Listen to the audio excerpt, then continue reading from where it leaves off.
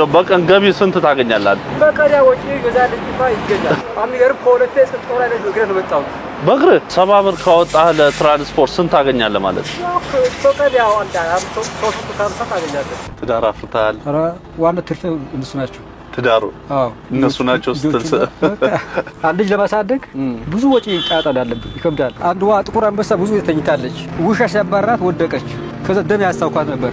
ለዛ ገጠር እጄ 10 ሺህ ብስጠየቅ ሳራት ይዤ መጥቼ ከፈትኩት ይፋዘ ሳር ማለት ነው። ደም ሲሆን አሁን እንዴት ነው የምታደርገው?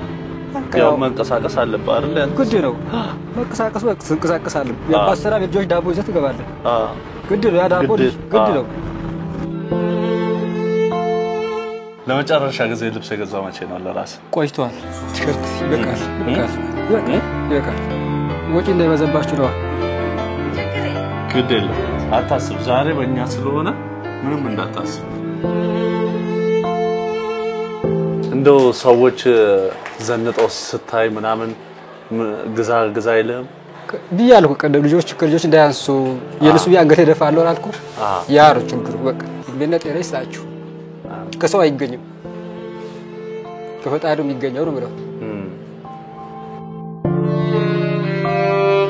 ካገባ 21 አመት ነው ብለሃል አይደል? አዎ 21 አመት በፊት የገዛኸው ማለት ነው።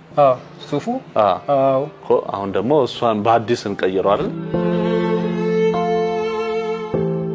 አለ ያ የመጀመሪያ ሰርግ ፎቶ እንትን ነው ይፋዘር ሰጠው የሱፉ ከገጠር መጥቶ ልብስ ሊገዛበት ብር ነበረኝ። በቃ እሱ ሰጠው። ባዶ እጅ ደግሞ አይላክም አይደል? አይላክም።